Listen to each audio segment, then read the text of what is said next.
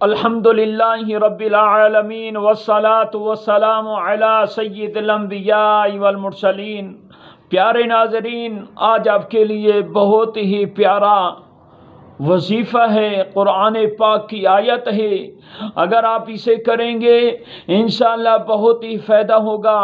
وظیفہ کون سا ہے؟ مقدمہ جیتنے کے لیے یہ وظیفہ ہے، مقدمے میں کامیابی کے لیے، کامیابی حاصل کرنے کے لیے یہ وظیفہ ہے۔ اگر آپ حق پر ہیں، آپ کا مقدمہ، آپ کا کیس آپ کے حق پر ہے، یعنی آپ حق پر ہیں، سچے ہیں، تو اگر یہ وظیفہ آپ کریں گے انشاءاللہ ضرور کامیابی ملے گی، اور ضرور کامیابی ملے گی اگر آپ یہ وظیفہ کریں گے۔ اور دیکھیں، اگر آپ حق پر ہوں گے تو اسے پڑھیں، اگر آپ حق پر نہیں ہیں پھر پڑھیں گے تو خود مصیبت میں گرفتار ہو جائیں گے۔ اللہ اکبر! سوچ سمجھ کے اس وظیفے کو پڑھیے گا۔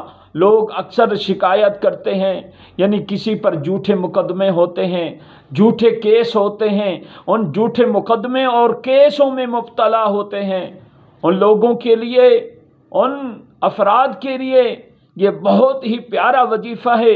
اگر آپ اسے کریں گے انشاءاللہ مقدمے میں کامیابی حاصل ہوگی۔ سنیں، اللہ پاک کا پاک کلام قرآن پاک کی آیت ہے، وَقُلْ جَاءَ الْحَقُّ وَزَهَقَ الْبَاطِلُ إِنَّ الْبَاطِلَ كَانَ زَهُوقًا۔